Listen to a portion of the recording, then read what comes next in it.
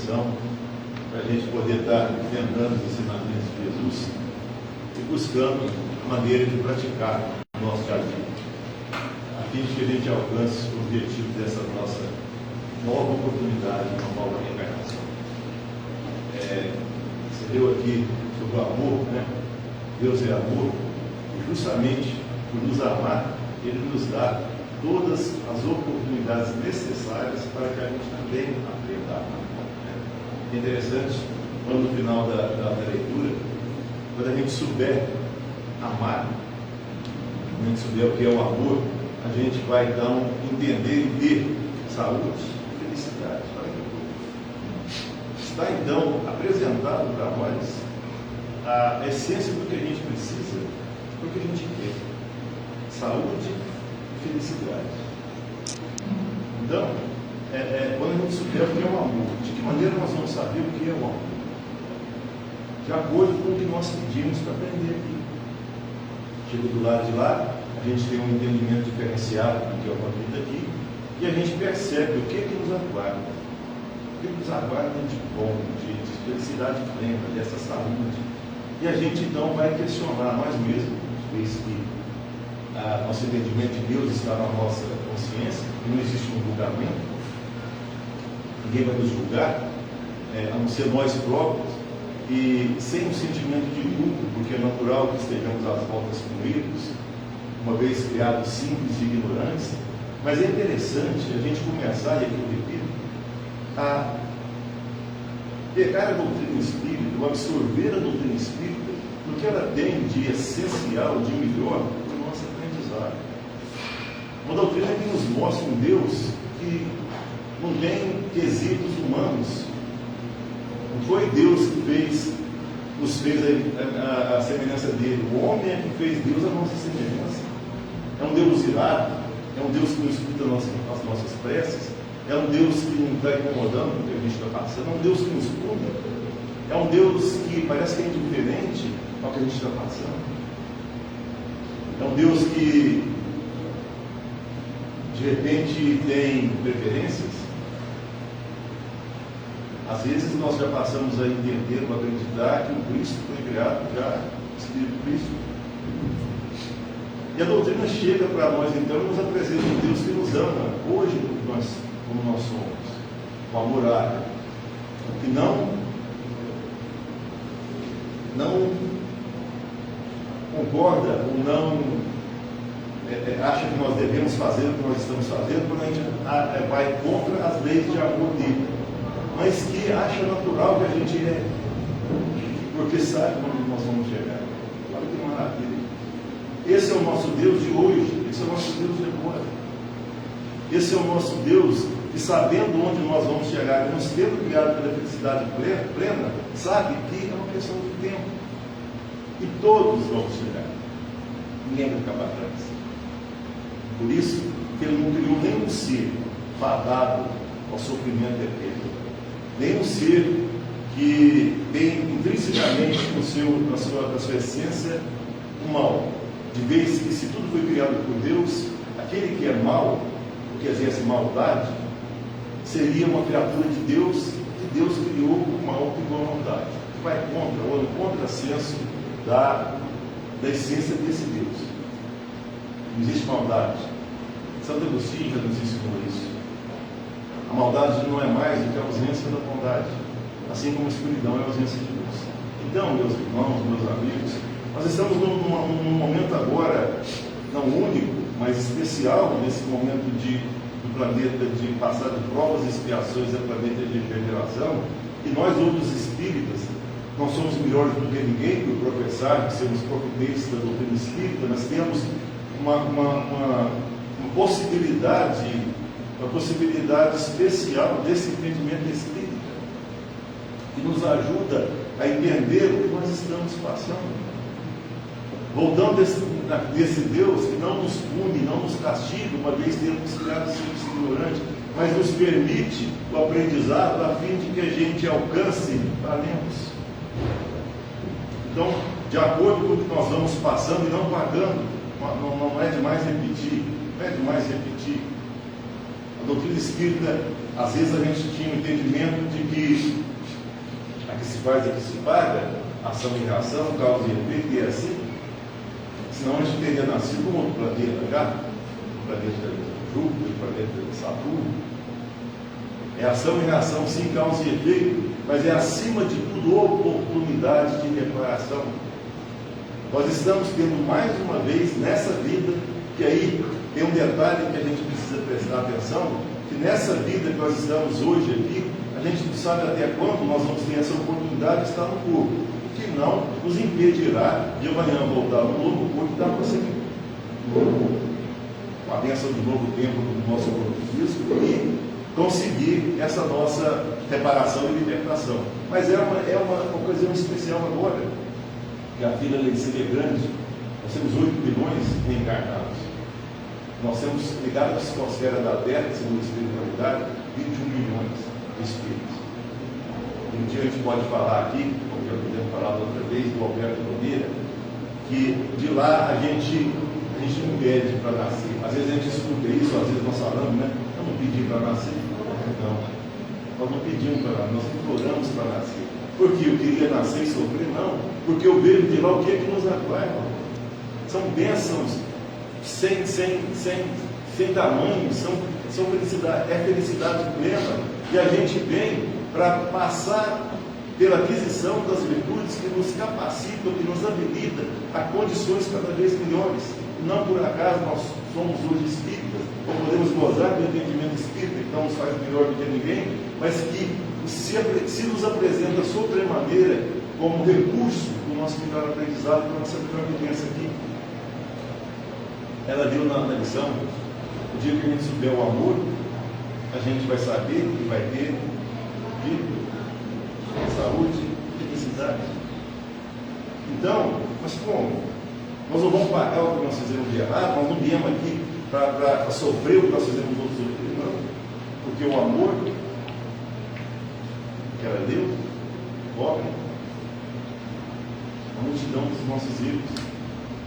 Porque Jesus compreende os nossos erros e o fato da gente errar, porque Ele sabe que no nosso processo de acerto, o erro faz parte. Ele não é conivente com nossos erros. Quando Nicodemos perguntou por que Jesus pediu a Deus o perdão aos seus algozes, aqueles que o crucificaram, por que ele perguntou, numa conversa de Nicodemos no livro Boa Nova, Estrogatura de Chico Xavier, do Espírito Gilberto de Campos, Jesus se volta a Nicodemos e fala: eu não achei que eles deviam fazer o que estavam fazendo.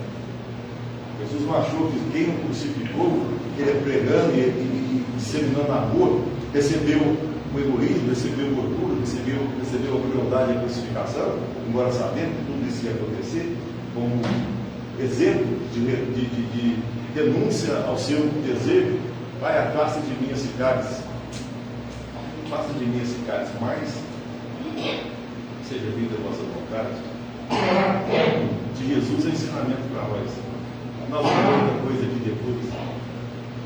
Então, sabedores disso, a gente vem para essa encarnação para aprender esse amor que ele veio nos ensinar. Muito bem. E interessante que Jesus,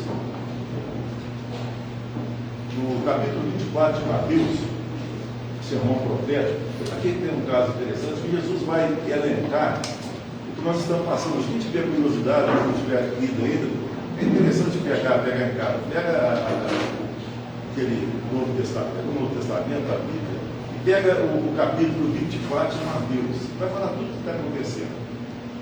Muitos chegarão dizendo que sou eu, que sou Cristo. Nação se levantará contra a nação, haverá pandemia, haverá pestes, haverá guerras, mas isso não é o fim. Jesus vai elencando. Isso é Jesus falando no Mateus 24, capítulo 24. Isso ainda não é o fim. Haverá doenças, e a iniquidade será tamanha que o amor de muitos esfriará depois.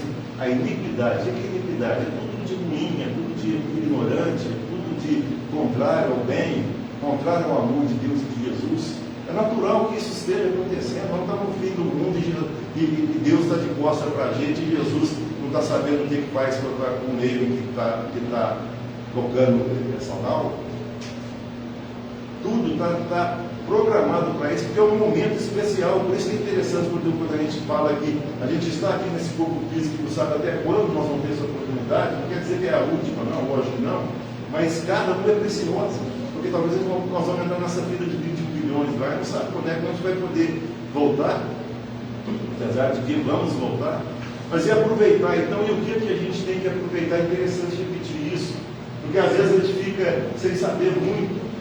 Me perdoe repetir aqui, mas eu acho que sempre é interessante, quando Jesus resumiu toda a lei e os profetas no amor a Deus acima de tudo, amor ao próximo e amor a nós mesmos.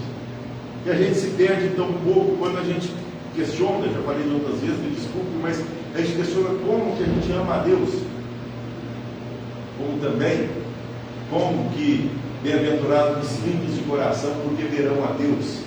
Está nas bem-aventuranças de Jesus, como que é isso?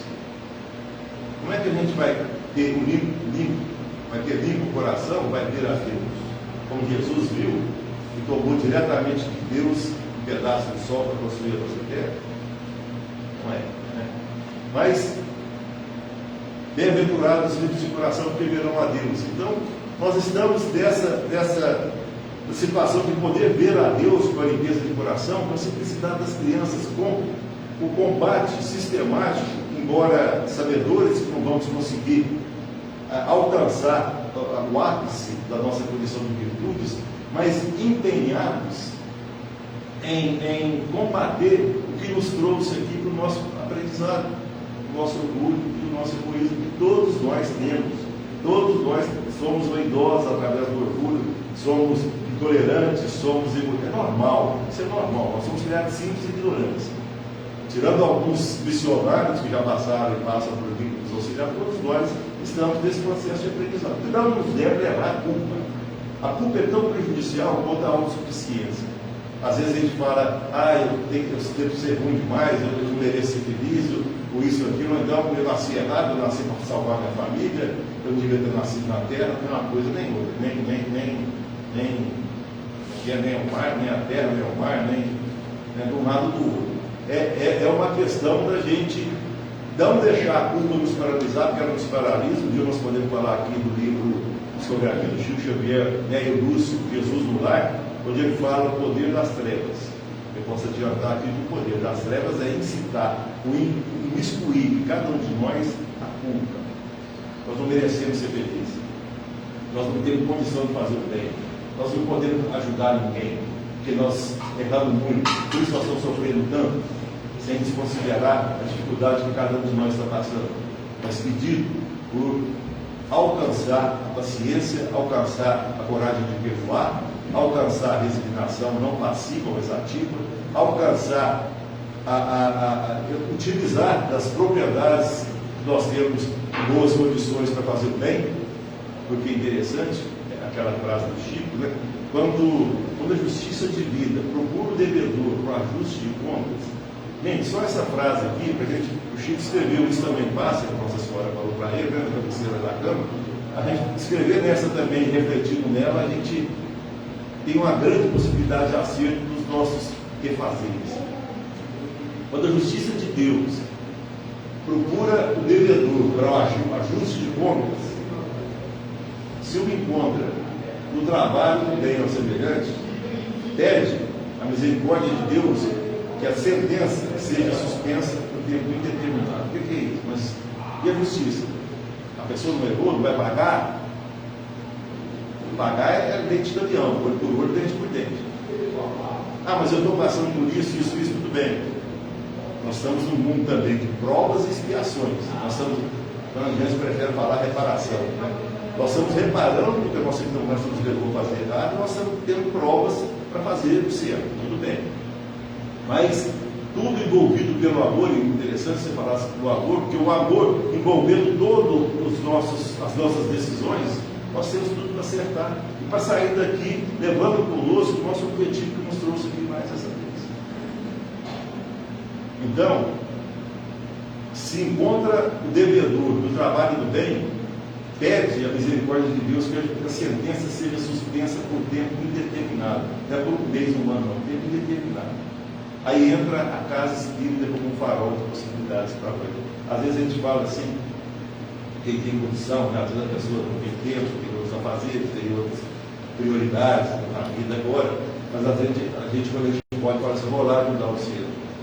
Não, eu vou lá pedir ajuda do centro, porque eu vou lá no centro, né, fazer alguma coisa, fazer a sopa, fazer o enxoval, fazer dar o passe, fazer a limpeza, eu estou fazendo isso aqui e agindo no bem e me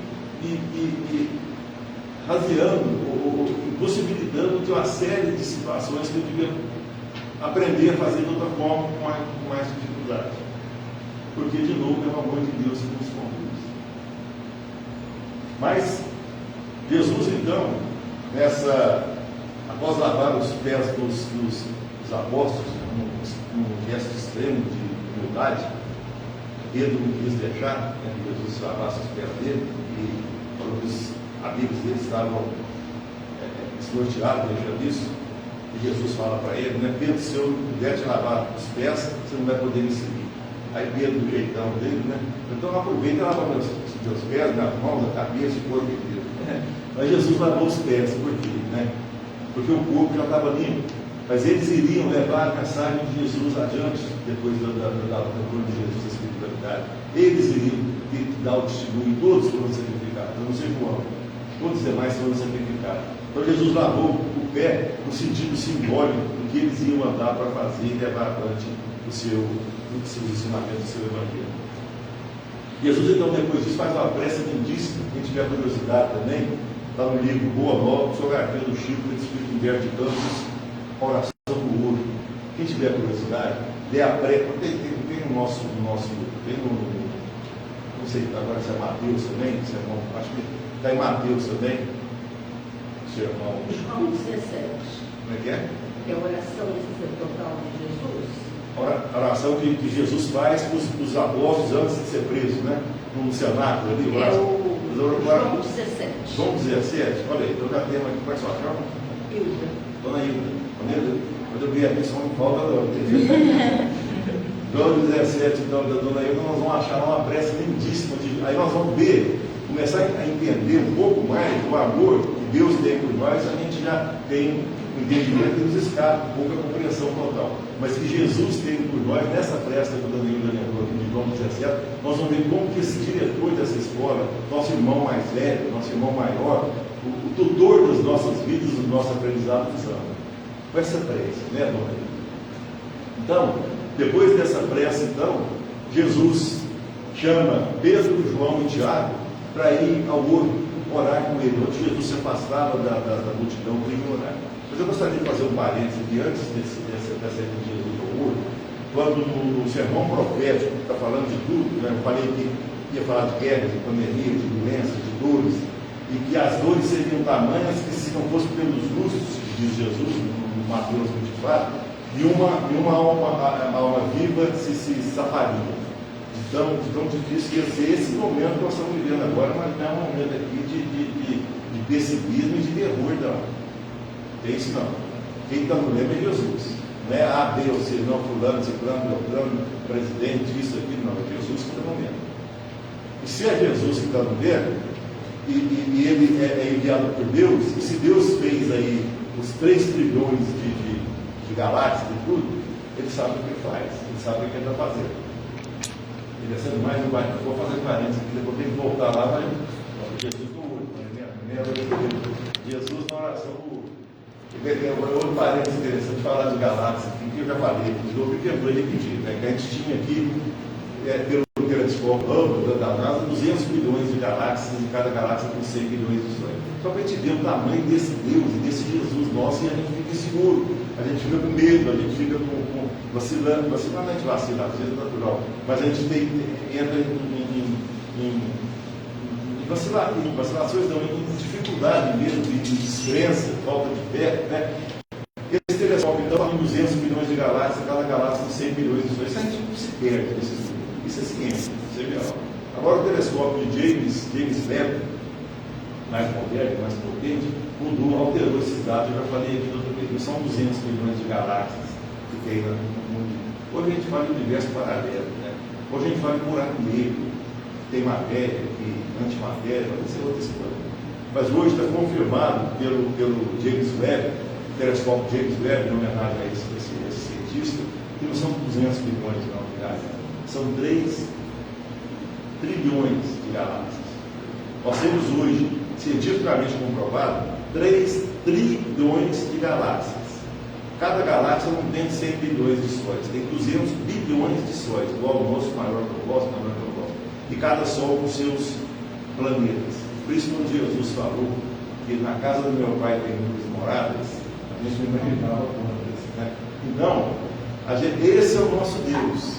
Esse é o nosso Deus que nos ama, do jeito que é. Esse é o nosso Deus que nos ama de uma forma tão individualizada, sem nenhuma vaidade, sem nenhuma autossuficiência ou personalismo, que eu já falei aqui, nós outros reencarnados aqui, 8 bilhões, nenhuma impressão digital é igual, nenhuma íris do olho é igual que serve para identificação legal. Isso não é individualismo, não, mas é para mostrar o cuidado que Deus tem com cada uma das suas criaturas, da sua criação. E Ele nos ama sim, Ele escuta a gente sim. E uma prece sincera levada a Ele tem resposta sim. Ele não nos castiga sim. Ele não nos pune sim. Ele é amor sim. Mas como? E o que eu estou passando, o que eu passo, e a dificuldade de alguém que nasce privado da vista, que tem uma doença difícil, isso não é punição de Deus? Não, isso faz parte do procedimento de aprendizado do projeto de cada um de nós, que é um projeto nosso, inicial, de Deus sim, mas que é um projeto de aprendizado que nós participamos e ensinamos em nós. Nós fizemos essa escolha junto com irmãos maiores nossos da espiritualidade, os nossos anjos de guarda, com espíritos mais evoluídos e mais velhos que nós outros, que se apresentam a nós para nos ajudar na escolha. E aquilo que eles acham que é demais para a gente aprender aqui, eles falam, olha, é melhor deixar para a próxima, né? Nessa aqui você vai só ter paciência, se já conseguir paciência, tá bom demais, né? Paciência, na outra você vai perdoar, e a gente vem desse afã de conquistas, de virtudes, que vão nos levar a talentos espirituais e divinos, que de novo vai nos levar ao entendimento do amor, que vai nos levar à saúde e à felicidade. O dia que a gente entender e começar a realizar o amor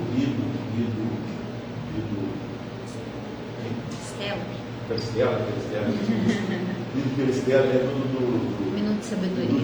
Lido pela Estela aqui no Minuto de Sabedoria. O dia que a gente souber o que é o amor, nós vamos ter então saúde plena e felicidade. Isso não precisa, às vezes, gente, ser daqui 10 encarnações ou daqui 10 mil anos, não. A gente pode começar esse processo agora. Por isso que eu falo de novo que a doutrina, nós estamos para além do conhecimento da doutrina, para nós outros. Sim, começar a amar.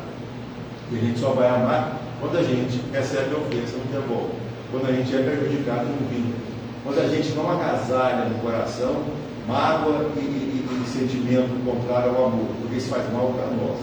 É você beber veneno para o outro morrer. Já está comprovado cientificamente. Pessoas que guardam mágoa durante muito tempo, mas eu não fiz nada, a pessoa não fez isso, tudo bem. Ninguém, não é fácil isso. O Chico falava que a coisa mais difícil para o homem era perdoar. A começar a perdoar por si mesmo, a si mesmo. E aquele que está preparado, aquele que ama a si mesmo, que perdoa a si mesmo, desculpa, está preparado para perdoar os outros, dizer o Chico mesmo. Aquele que perdoa a si mesmo está preparado para perdoar os outros. Porque se eu não perdoo nem a mim, eu me coloco na posição de vítima, que eu devo sofrer, que eu quero sofrer, para pagar o que eu fiz de errado, eu posso ter uma surpresa ruim do lado de lá. Nós não nascemos para sofrer, tudo bem. Ação e reação, causa e efeito, ação e reação, prova de expiação, sim, reparação. Mas nós nascemos para amar. O amor cobra a multidão dos pecados. Nós nascemos do nível de orgulho e de egoísmo de todos nós aqui. Nós nascemos para sair daqui com menos orgulho e egoísmo. Como é que eu vou sair com menos orgulho? Aceitando que o outro tem uma ideia melhor que a minha no serviço, se ele vai ser promovido e eu não. Aceitando que o outro tem uma maneira de tratar as pessoas que eu amo de uma maneira mais verdadeira, mais pura do que eu, aceitando que o outro sabe mais do que eu, aceitando que o outro está à minha frente no entendimento espiritual e material. Isso é humildade. E sem a humildade nós não conseguimos nada mais, porque está lá nas bem-aventuranças, bem-aventurados os pobres de espírito, porque deles é o reino dos céus. E a gente antigamente falava de uma forma pejorativa, fulano é pobre de espírito. Pobreza de espírito é humildade. E ser humilde não é material, não é a roupa, não é o automóvel, o carro, isso, aquilo, não.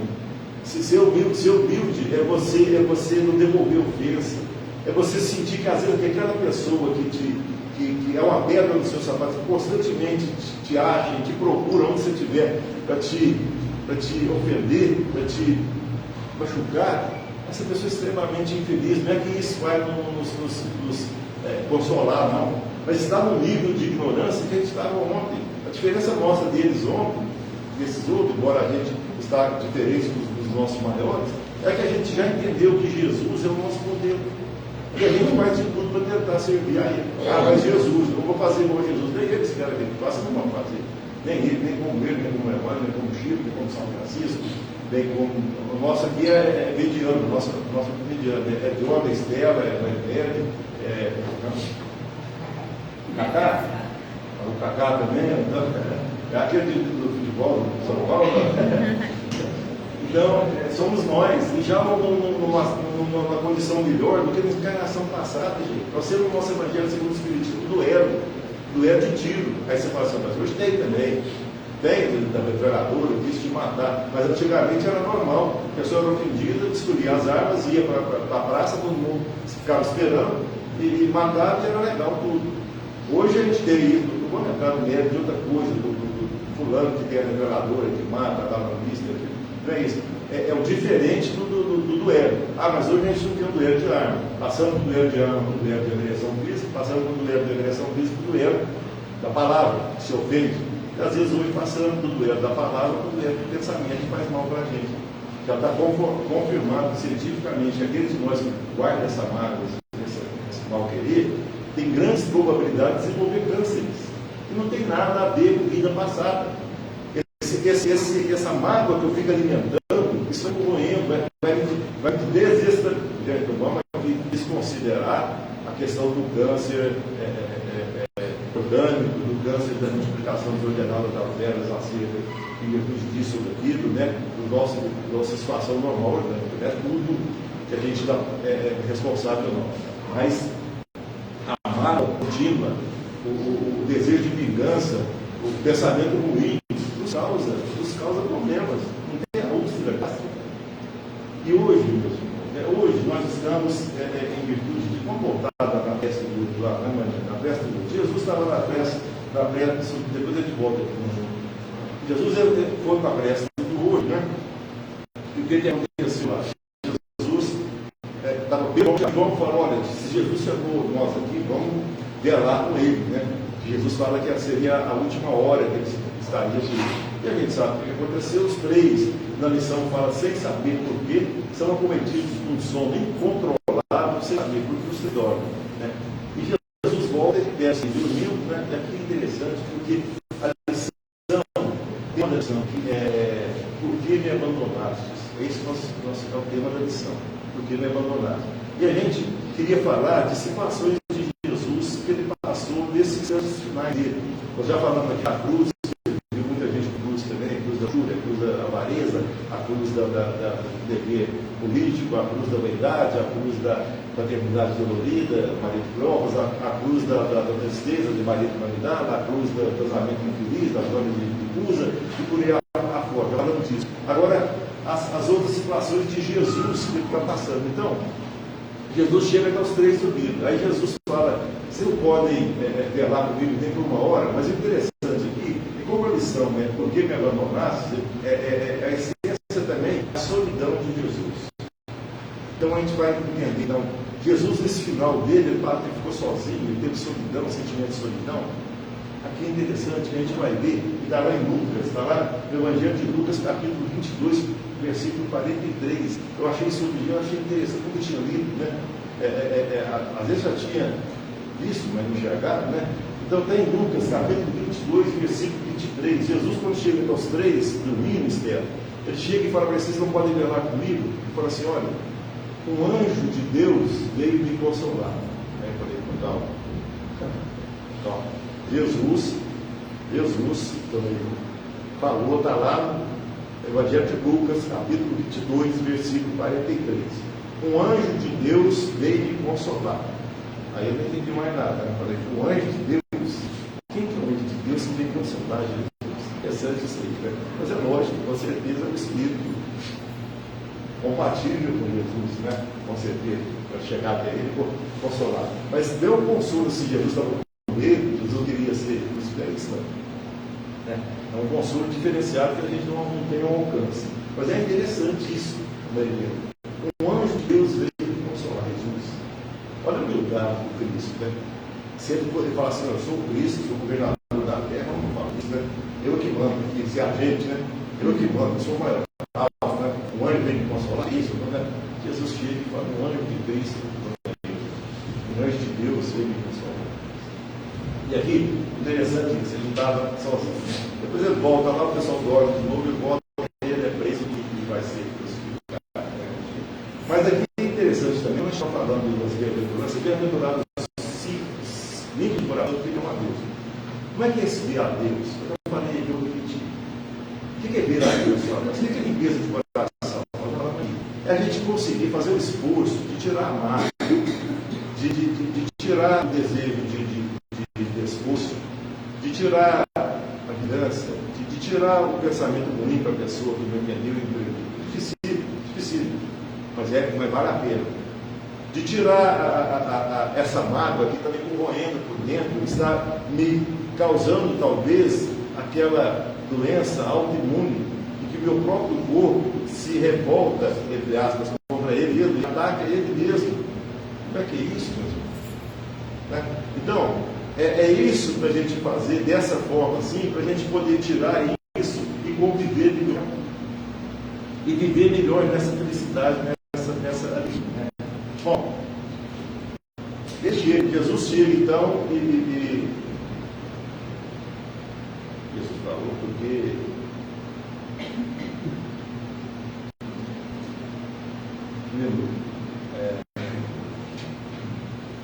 bom, Jesus continua então e fala, está em Lucas lá 22:43, que Jesus falou que o anjo de Deus veio me visitar.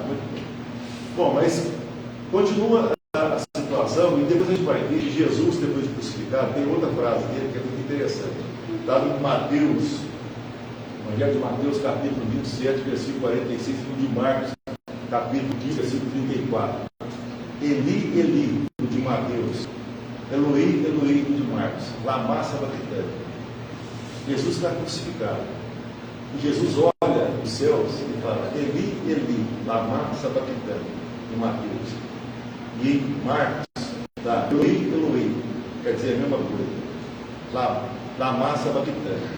O que é isso? O que é interessante? Que Jesus estava sozinho. Essa frase é de meu Deus, por que me abandonaste? Por isso que a lição é sobre solidão. Por que me abandonaste? Essa frase é do alfabeto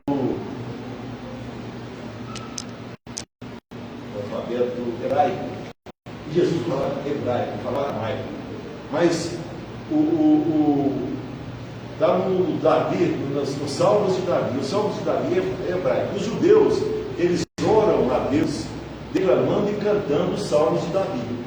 Os Salmos de Davi é hebraico. Jesus não falava, ele falava hebraico. Quando ele falou ele falou hebraico. Só que os sacerdotes que estavam ali embaixo olhando Jesus, eles continuam, eles decoram todos os salmos, eles falam todo o salmo e cantam todo o salmo em hebraico.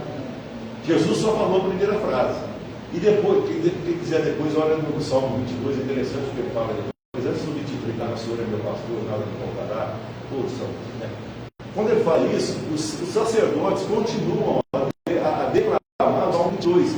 E eles percebem então que Jesus efetivamente é o enviado de Deus, porque ele falou os salmos de Davi, no Salmo 22. Eli, a massa. Depois disso, né, o significado disso, a gente vai ver que dessa solidão de Jesus, ele não concorda com o que o pessoal fez. Ele fala para Nicodemos, eu não acho que eles faziam o que deveriam fazer, mas justamente por não saberem o que estavam fazendo,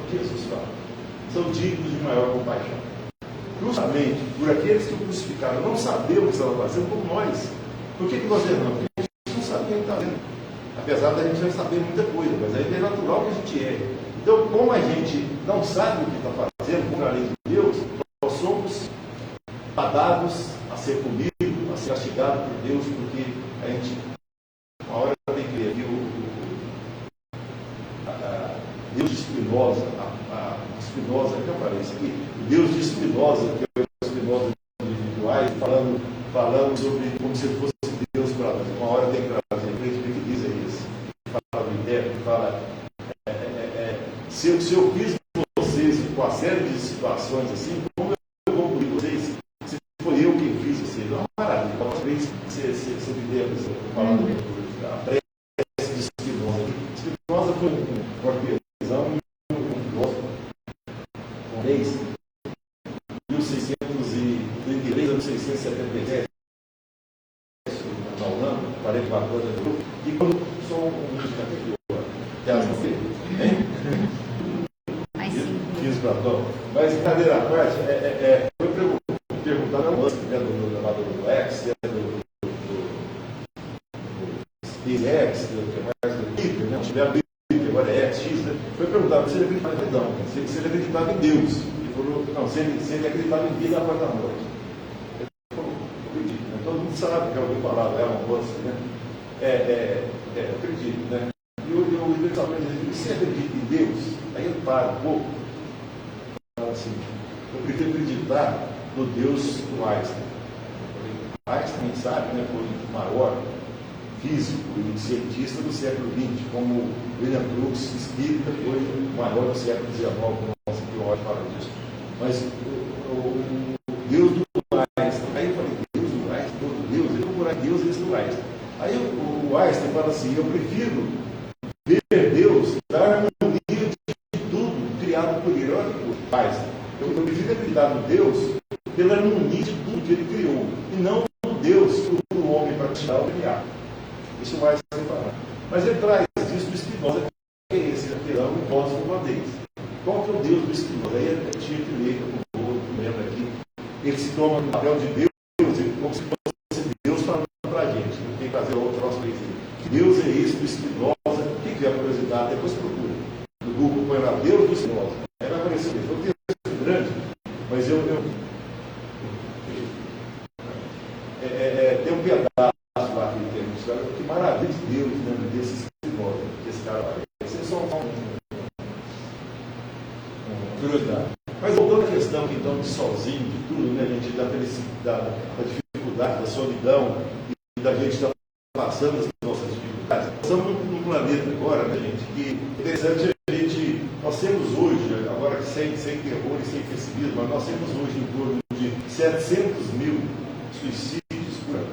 Por isso que esse momento é especial. Esse momento é especial. Jesus falou que a iniquidade seria tamanha que o amor de muitos esfriaria. Mas quem perseverar até o fim será salvo. Ele fala outra coisa também no Sermão. Jesus fala, e quem estiver em cima do pecado, não desça para pegar nada de sua casa. Acho interessantíssimo. Está no Mateus, capítulo 24, versículo 17. Quem estiver em cima do telhado, não desce para pegar nada de casa.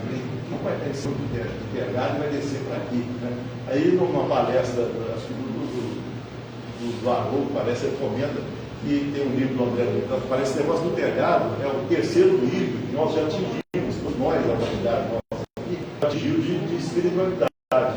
Então, nós estamos no ensino telhado, no terceiro nível de espiritualidade. Quando ele fala, quem tiver no telhado não desça para pegar nada em casa, é você não descer o nível espiritual desse momento de precioso que nós estamos passando. E você vai ser atado, você vai ser injuriado, o pessoal vai deixar a sua ferida, o pessoal vai te ofender, o pessoal vai te empurrar, entre aspas, o pessoal vai te causar conflito, vai te ofender, para você descer do telhado. Nessa hora, então, todos nós estamos nisso. Essa é a iniquidade que está rodando aí. E que a gente não seja instrumento de ser iníquo contra quem quer que seja.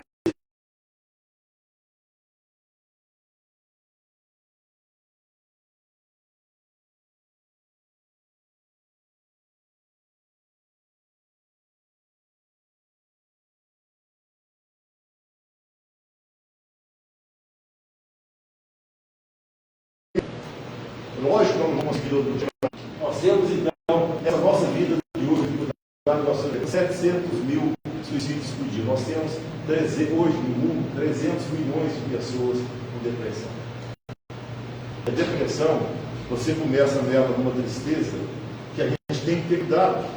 A gente às vezes vê o que a gente não tem, com as nossas dificuldades, e não vê o que a gente tem e as nossas possibilidades. Você, sem perceber, você não alimenta, você não combate essa tristeza, ela começa a ser alimentada e vira uma melancolia.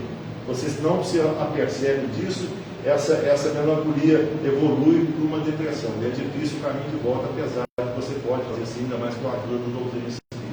Então, nesse momento que nós estamos assim, para encerrar agora, eu estava vendo uma coisa aqui, dessa questão de terror, de muita dificuldade, de muito sofrimento. Eu estava vendo aqui, eu tive uma curiosidade de levantar os canais, mas foi só ciclone, terremoto, alagamento, tsunami, inundação. Eu peguei de 1920, que é onde eu achei, lá até 2010, então era 20, 80, mais 10, 90. Os últimos 90 anos. Quantas cataclismas teve? Teve 4.629.000. Quantos cataclismas teve não, mas morreram 4.629.000 pessoas. Nesses últimos 90 anos, desses problemas de terremoto, isso, que a gente acha que Deus está dando, a gente pode pensar para punir a gente, morreram 4.629.000 pessoas. Aqui está descontado a delícia, está descontado fome, está descontado guerra, pessoal se guerra, só cataclismo, a gente acha 4 milhões. Só que 4.629.000 pessoas morrem nessa situação. Só que 8 milhões por ano, isso aqui foi 90 anos, agora 8 milhões por ano morrem corrente do tabagismo, das complicações de circulação da cidade. Então, se você pegar 8 milhões e pegar esses 4 milhões e multiplicar, dividir por 90 anos, dá 51.500 mortes por ano. Só que você tem 51.500 mortes por ano em cataclismo, não vamos querer se considerar o terremoto, a inundação, né? Quem perdeu tudo, só sabe que passou. Não é isso não. Eu queria fazer uma estatística aqui. Então, desses 4 milhões e 629.000 pessoas mortas nesses 90 anos, em um ano morre 8 milhões de cada cidade. Se você dividir 8 milhões por 51.500 pessoas mortas por ano, você vai ter, para comparar com o tabagismo, 155 anos. Você vai precisar de cada vez para bater o que você perde de um ano de cigarro. Então, isso aqui eu quis colocar aqui, porque às vezes a gente pensa na terceira guerra mundial, não, né? Nós temos essas mortes aqui de alcoolismo, de drogas, né? Nós temos que segurar. Então, isso aí, nós precisamos, essa terceira guerra que a gente fica pensando para fora, nós temos que projetar e a guerra você dentro de nós combater, acreditando nesse Deus que nos ama hoje e que nós vamos vencer. Nós vamos vencer tanta batalha, tanta dificuldade, vamos vencer mais essa transformação. E, gente, nenhum de nós está sozinho. Deus nos ama, nos ampara, está conosco. E com Ele nada é impossível. E nós somos seus filhos bem amados. Em processo de provas e reparações. Que Deus nos abençoe, hoje e sempre. Agradecer a Deus, primeiramente, acima de tudo, a casa, pelo convite, pela oportunidade, possibilidade de ser à disposição. Que a cada um de vocês, a gente poder estar que Deus nos abençoe.